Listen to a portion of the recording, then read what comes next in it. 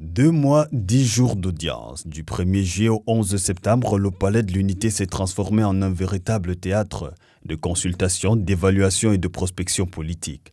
À l'initiative du chef de l'État, Paul Biya, et sous la conduite du ministre d'État, secrétaire général de la présidence de la République, Ferdinand Ngongo, les concertations stratégiques ont rythmé la préparation de l'élection présidentielle du 12 octobre 2025.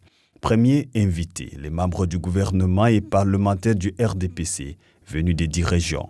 En l'espace d'une semaine, toutes les délégations se sont succédées à la table des échanges, réaffirmant un même choix, accompagner sans réserve le président candidat, Paul Biya, dans la bataille électorale du 12 octobre 2025. Mais le RDPC n'y va pas seul. À ses côtés, 5 partis alliés, figures connues de la scène politique, ont accouru à l'initiative présidentielle dans le bâtiment B du Palais de l'Unité. Le MDR, Mouvement pour la défense de la République, l'ANDP, Alliance nationale pour la démocratie et le progrès, le PADEC, Parti des démocrates pour la défense de la République, l'UPC, Union des populations du Cameroun et le Rassemblement populaire.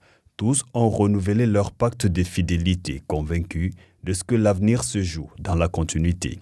Dès le 31 juillet, ce fut le tour des gardiens de la tradition, Ba Mbombok, Chef Sawa, Lamibé, Sultan Fo, Minkonkoma et d'autres figures coutumières venues de tout le pays.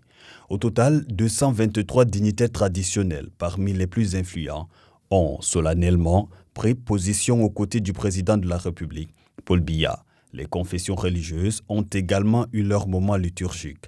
Catholiques, protestants, musulmans, tous ont livré le même message, unité, paix et fraternité, avant, pendant et après le scrutin. Les audiences se sont ensuite élargies aux organisations socio-professionnelles, des transporteurs aux étudiants. Chaque catégorie a été écoutée, preuve que ces consultations prescrites par le président Paul Biya voulaient inclure toutes les voix sans distinction de rang, de statut, ni de coloration politique.